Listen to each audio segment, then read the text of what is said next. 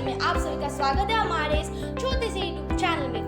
Guys, आज हम class 10 का tiger in the zoo poem discuss करने जा रहे हैं। यहीं पर हम एक खुशखबरी देना चाहते हैं कि हमारा जो स्टडी विद फन टीम है उसके साथ एक नया मेंबर जुड़ा है। तो स्वागत करते हैं उस नए मेंबर को जिसका नाम है साहिन रहमान। और आज साहिन रहमान के साथ मिलकर हम tiger in the zoo discuss करने जा रहे हैं। आशा करते हैं कि आपको ये नया मेंबर बहुत अच्छा लगेगा। तो गाइस, जुड़े रहिए हमारे चैनल के साथ और इंग्लिश को सीखिए फन और एक बेहतरीन तरीके से। हेलो एवरीवन, स्वागत है आप सभी का हमारे छोटे से YouTube channel study with fun में, जहां हम आपको क्लास 9th और 10th के इंग्लिश का सिलेबस खत्म करने का पूरा प्रॉमिस करते हैं। As this is the time of lockdown, so I'm pretty sure that your schools are not open yet. But nothing to worry about. बस जुड़े रहिए हमारे साथ और इंग्लिश को सीखिए एक बेहतरीन तरीके से फन के साथ। Well, here in this video, we'll be studying the third poem of English main book of class 10th, that is A Tiger in the Zoo, written by Leslie Norris. So basically in this poem, the poet speaks about the behavior of a tiger when it is trapped inside a cage and kept in a zoo, and what its behavior would have been if it were in the jungle, that means in its home, with complete freedom. So this is the main theme of the poem, and let's move on to the detailed explanation of this poem. So starting with the first stanza, he stalks in his vivid stripes, the few steps of his cage, on paths of velvet quiet, in his quiet rage. So here in the first stanza, our poet speaks about the appearance of the tiger. That is, he describes how the tiger looks. Well, we all have seen a tiger, have not we? Maybe in a zoo, or in the TV, or in the phone, anywhere. So let's see what a poet says about the look of a tiger. So poet Leslie Norris says that the tiger stalks or is followed by vivid stripes. That means the tiger has some bright lines in its body. The lines are darker than the rest of the body, and they are visible if you see them from a distance too. So this is something very usual or common, and we all have noticed it, have not we? That the tiger has some black stripes in its body. So let's see what the poet speaks next. So now he says that the tiger walks inside the cage in which it is kept. That means the tiger is trapped, and the cage in which it is kept is very small for him. So he is able to take only a few steps. This is very sad, isn't it? While walking also, he is very angry, but he suppresses his anger because he can't do anything, and walks quietly because his paws or paws are very soft like that of velvet. So this is all about the first stanza. Now we'll move on to the next stanza. So the second stanza goes like, he should be lurking in shadow, sliding through long grass, near the water hole where plump deer pass. In this stanza, the poet describes what the tiger would have done if he were in the jungle, that means in his home. Here basically he describes the natural behavior of the tiger when he has his freedom. The poet depicts a scene from the jungle where the tiger hides behind the long grass by the side of the water hole. So what does a water hole mean now? So it means a small pool where all the animals come to drink water, so that when he sees a fat deer coming there for drinking water, he could attack the animal and eat its flesh. So that is why he hides behind the long grasses. That is his main purpose. So that is all about the second stanza. So let's move on to the third stanza now. He should be snarling around houses at the jungle's edge, baring his white fangs, his claws, terrorizing the village. So in the third stanza, the poet says that the tiger would have been crawling around the houses. So what does crawling mean? Crawling means to make angry sounds. That means he would have been making angry sounds and walking around the houses of the village. Now where is the village? So the village is by the side of the jungle where the tiger lives. The poet says he would have terrorized the villagers by showing his sharp and white teeth and his sharp nails. Well, here one thing must be mentioned, that the poet wants us to understand that if we keep on clearing the forests, then the tigers would have been left with no other options than entering the residential areas and terrorizing the common people. And we human beings would be responsible for it. So isn't it something very natural, something very common that we observe in our day-to-day life? The monkeys or some other animals are entering the residential areas and torturing the people, isn't it? So why are they doing this? Because they are left with no other options, right?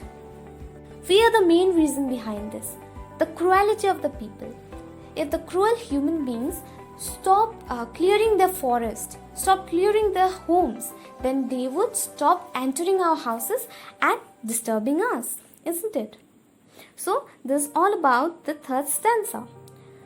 Now let's see the fourth stanza.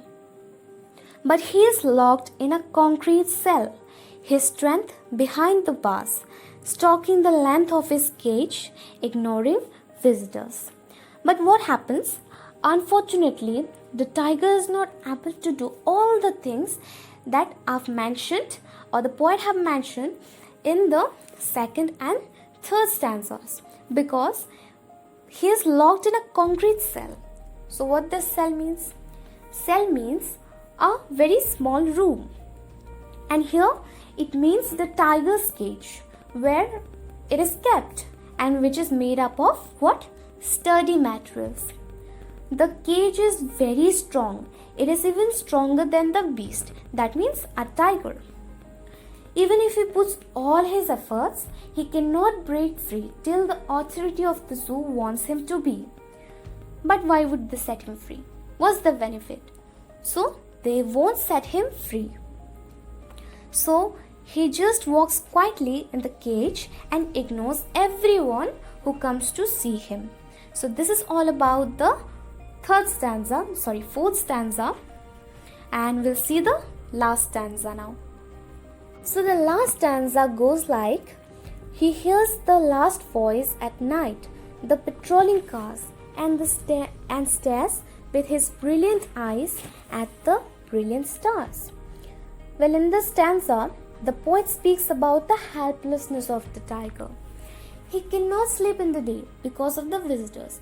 The visitors keep making noises, right? So how could he sleep? And at night also, he stays awake till he hears the last voice of the patrolling cars in the zoo. But even after hearing it, he doesn't sleep. So what does he do? He gets lost in himself and stares at the twinkling stars, and maybe he asks the Almighty that why has he been imprisoned there without committing any crime? So this is very, very sad, isn't it? The tiger has been punished for something that he has not done, right? How would we feel if someone puts us in the jail without committing any crime? We'd feel very bad, right? So this is the feeling of the tiger. His freedom has been curtailed and he won't be able to see his home again because of the cruel human beings. So this is all about the last stanza, and I've explained the whole poem now, and I hope you guys understood it very well. So now we'll discuss about the literary devices that are being used in the poem. Okay. So at first, we'll see the rhyming scheme of the poem. Let's take the first stanza. He walks in his vivid stripes. So in the word stripes, the last sound is S.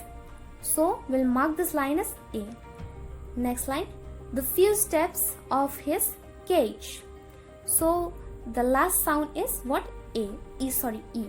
So we'll mark this line as B. On paths of velvet quiet. So the last sound is T. So we'll mark this line as C. In his quiet rage. The last sound is E. So we'll mark this line as B, because this is similar to the second line. So the rhyming scheme will be A, B, C, B. Similarly, all the stanzas are in A, B, C, B rhyming pattern. So now we'll take the first two stanzas and see what literary devices are being used there. So the first device being used is personification. So personification actually means adding feelings, human feelings, to an animal or non-living thing. So here the poet has personified the tiger because he has used the word he for tiger. The next device is metaphor. So metaphor means comparing something with another thing. So just see, paths is compared with what? Velvet. So this is a metaphor. The third literary device is consonance. So what does consonance means? Consonance means repetitions of consonants in the middle or end of a line. Okay, in the middle or end of the words in a line. So let's take the first line of the first stanza.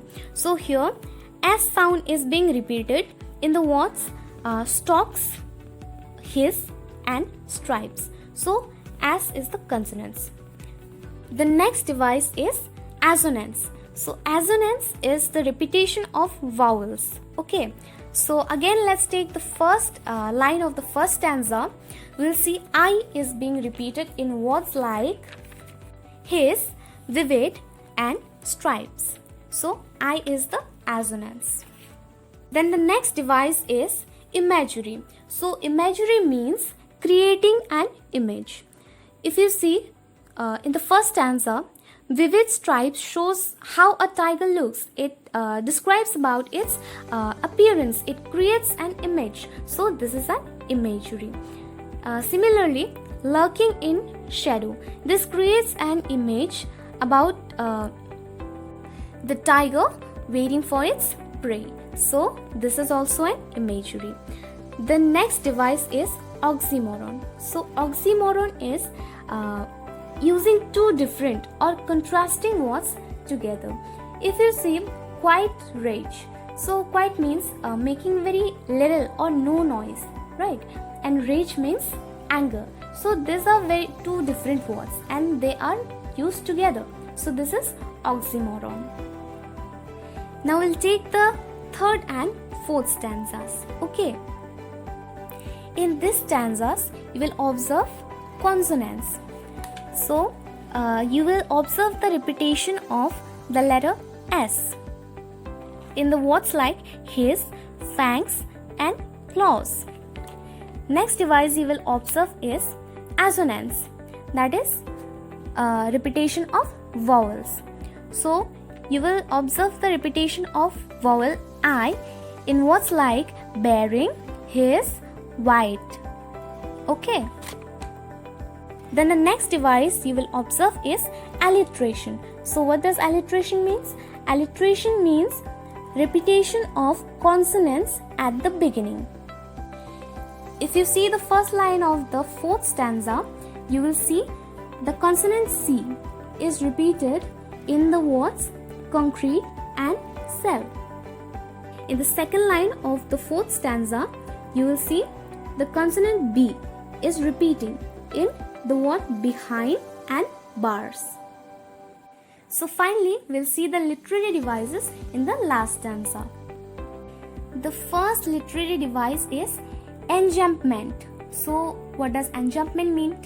So it means that there will be no punctuation from the starting of a line to the ending. So you will observe in the last stanza, in the last two lines, and stares with his brilliant eyes at the brilliant stars. You will observe no punctuation mark in between. So this is what enjambment. The next device is alliteration. In the first line of the last stanza, you will see the consonant H is being repeated in words like he and hears. So this is what alliteration. And then you will see assonance. See the third line of the last stanza. You will see the vowel I is being repeated in words like with, his, brilliant. So this is all about the explanation of the poem and the literary devices that are being used here. So I hope you all guys understood it very well. So this is all. We'll meet again in the next video. Till then, take care, stay home, stay safe. Bye bye. आशा करती हूँ कि आपको ये poem पढ़कर बहुत अच्छा लगा होगा।